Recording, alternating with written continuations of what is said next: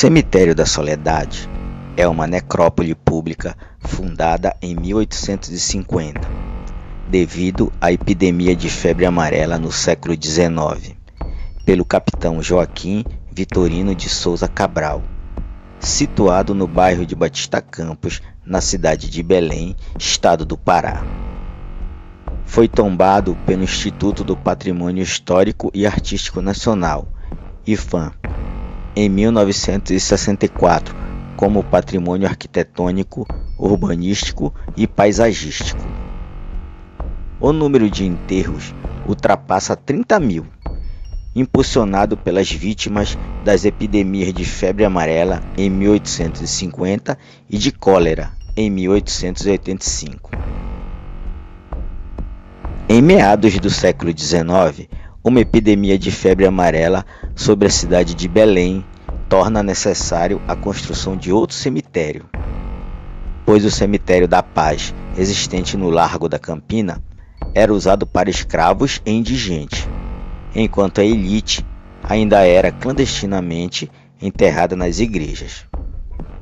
Então, em janeiro de 1850, foi inaugurado o novo cemitério no bairro de Batista Campos, em uma área de 76.340 metros quadrados, inspirado nos modelos europeus, e com capela de Nossa Senhora da Soledade, no estilo neoclássico, construído por Joaquim Vitorino de Souza Cabral. No entanto, a necrópole apresentava problemas, pois como era localizado em pleno centro da cidade e construído em uma pequena área, começaram a surgir problemas relacionados à higiene das áreas ao redor. Em dezembro do mesmo ano, a administração do cemitério passou a ser da Santa Casa de Misericórdia, responsável também por efetuar as obras de acabamento e melhoramento do cemitério, finalizadas em 1854. Em 1863, o cemitério passou por outras transformações.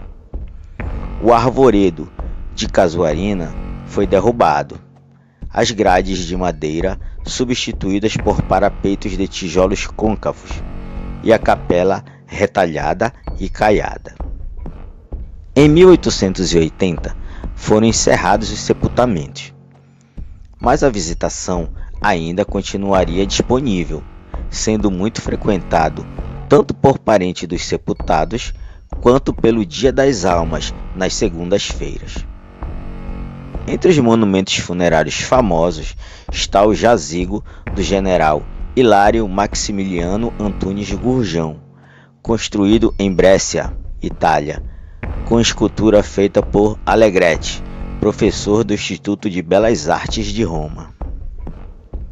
Com as mortes avançando pela cidade, estima-se que cerca de um terço da população foi dizimada na época, cerca de 25 mil pessoas aproximadamente. O cemitério se tornou pequeno e um novo precisou ser construído, o cemitério de Santa Isabel, ainda mais distante do centro urbano. O Soledade, então, se tornou um lugar silencioso e quase sistematicamente abandonado pelo poder público, mas que crescia em número de visitas e de histórias que começavam a correr na boca da população local. Na época do seu fechamento, Belém vivia a expansão gerada pelo ciclo da borracha, o que fez com que os entornos do Soledade começassem a ser ocupados e tornou o bairro, atualmente chamado de Batista Campos, elemento central da urbanização. Na década de 1960, 80 anos após o seu fechamento para enterros, o lote passou a ser alvo de especulação imobiliária e quase se tornou um conjunto habitacional.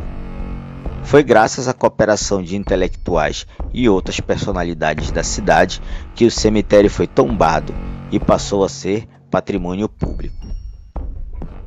No meio de um dos bairros mais caros da cidade, existe um cemitério, fechado há 170 anos, mas que atrai visitantes até hoje com histórias de milagres e santos populares. O que mantém o Cemitério da Soledade como espaço ativo e muito frequentado em Belém é o culto das almas, realizado todas as segundas-feiras. São hoje muitos devotos do menino Zezinho, do menino Cícero, da menina Januária, dos Gêmeos, da Preta Domingas e da escrava Anastácia, que encontraram no local uma forma tipicamente brasileira de praticar o catolicismo.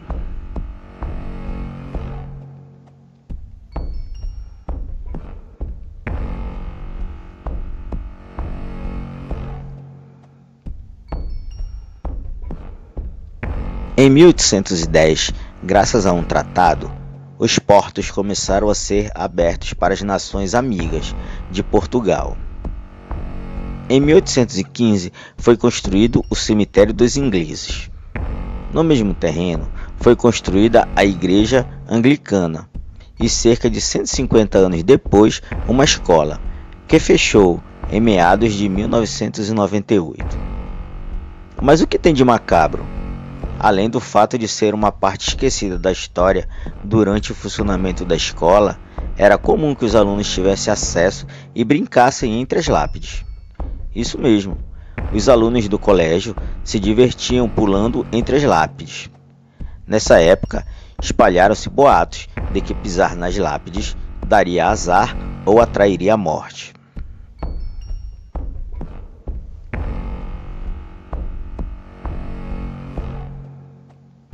A poucos metros de distância do Cemitério dos Ingleses, em um lote simples, quase esquecido, fadado a quase virar anexo do terreno vizinho, foi construída a Necrópole Israelita, um cemitério judaico que funcionou de 1842 a 1915. A necrópole abriga apenas 28 túmulos, sendo a maior parte deles impossível de identificar. A conservação e manutenção fica a cargo da comunidade israelita. Não são conhecidas histórias macabras que envolvam o local, mas relatos informam que um dos alunos de artes visuais de uma universidade conta que um aluno do mesmo curso estava fazendo um trabalho sobre os cemitérios de Belém e, em uma das fotos do trabalho, era possível ver um vulto saindo de um dos túmulos. Infelizmente, não há como confirmar tal informação.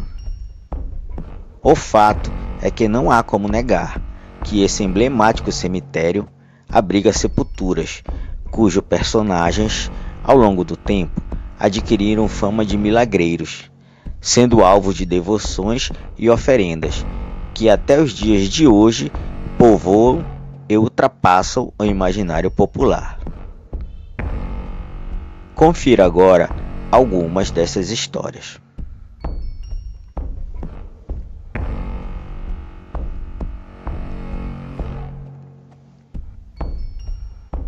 Esculpido em mármore de Ilhós, um pequeno menino, com pelo menos 130 anos de idade, pode ser visto agraciado com oferendas, vestindo uniformes escolares e até usando camisas de time de futebol. A estátua enfeita o túmulo de uma criança nua, que segura um pergaminho com seu nome e data de sua morte, e que faleceu aos 7 anos, conhecida como Menino Zezinho. Ele morreu junto a milhares de belenenses, em meio às epidemias que assolaram a cidade no século XIX. Há décadas, a criança enterrada ganhou a fama de milagreira, atraindo atenção, curiosidade e, claro, muitos devotos. Elevado à categoria de santo popular, fiéis atribuem dádivas ao menino, apelidado de Zezinho, e costumam deixar presentes em seu túmulo, como doces e bombons, em retribuição às graças alcançadas. Além do menino Zezinho, outros túmulos, como o da menina Januária, Raimundinha Picanço, Preta Domingas, Escrava Anastácia e dos Gêmeos, também são muito visitados e recebem preces, promessas e oferendas. prova de que, apesar de seus 164 anos e da falta de cuidados apropriados durante décadas, o Soledade, preso em seu próprio tempo, ainda vive.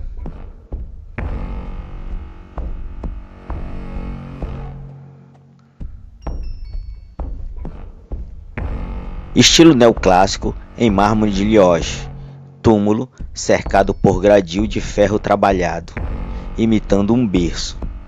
Imagens infantis representando a morte prematura de inocentes gêmeos.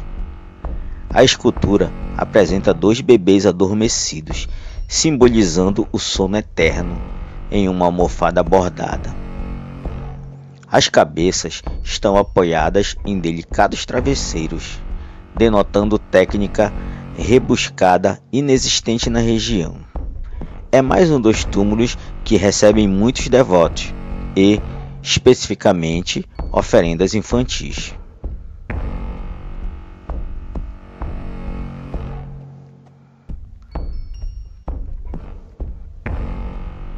Escultura de baixo relevo de estilo neoclássico.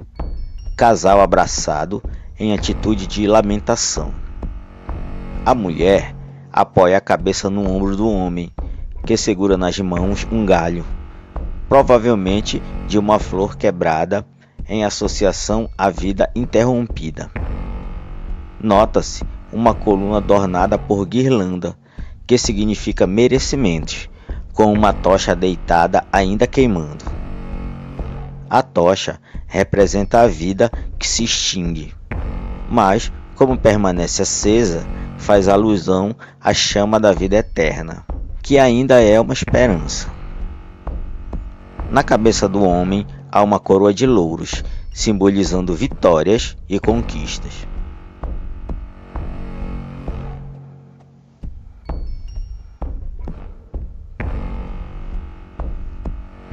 Estilo neoclássico em mármore de Carrara, mausoléu com escadarias, vitrais, colunas coríntias de fuste estriado e frontão triangular, que guarda as iniciais C, A, J. Elas correspondem ao nome da filha do senador Justo Sherman, Cecília Augusta de Assis Sherman, falecida ainda jovem. O portão de bronze, trabalhado, traz detalhes em espigas. Dentro há um busto de mulher e 3 urnas funerárias. O rico senador era filho do Visconde de Arari e chegou a ser governador do estado e ministro das Relações Exteriores do governo Deodoro da Fonseca.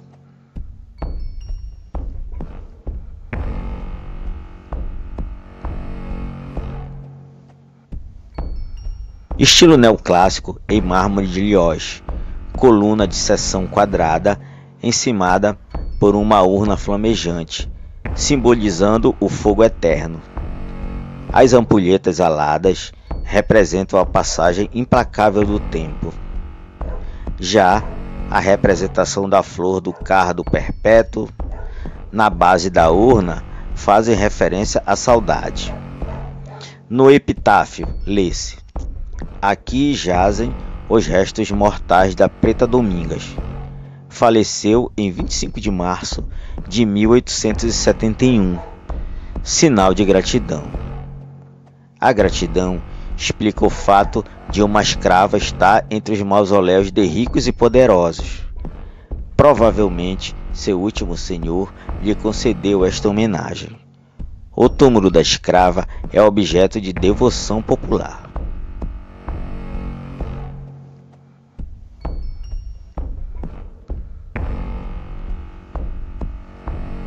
Estilo neoclássico em que uma coluna baixa sustenta um obelisco, símbolo da influência egípcia, de onde se ergue uma cruz. Na base consta a inscrição: aqui jaz Dona Mariana Isabel Leite da Silva, falecida nesta cidade de Belém a 6 de julho de 1880. Amor conjugal.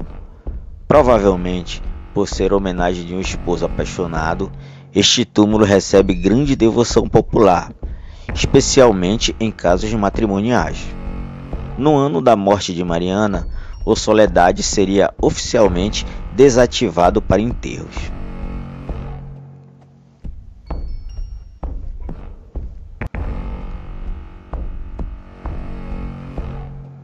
Sepultura simples, delimitada por um gradil de ferro.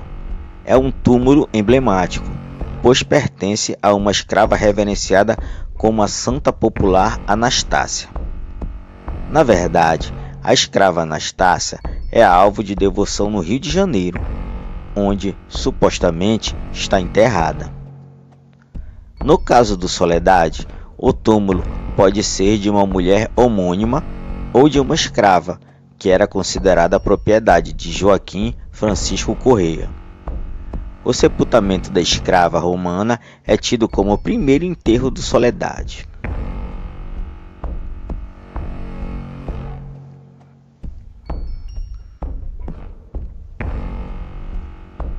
Estilo eclético em mármore de Carrara. Acima há uma urna flamejante, simbolizando a chama eterna. O frontão é sustentado por cariátides, mulheres no lugar de colunas.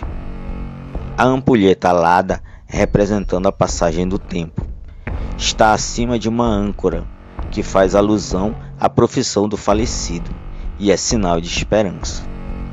As decorações com folhas de acanto representam provações vencidas. Já a cobra que morde o próprio rabo nos remete à eternidade. A flor do cardo perpétua significa perpétua saudade. O capitão foi comendador da Ordem de São Bento de Avis e prático das costas do Pará, Maranhão e Caiena.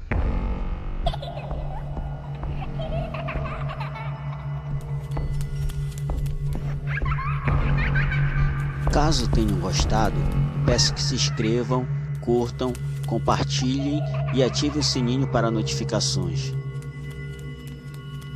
Sua ajuda é muito importante para o crescimento do canal e postagem de novos conteúdos. Muito obrigado e até a próxima!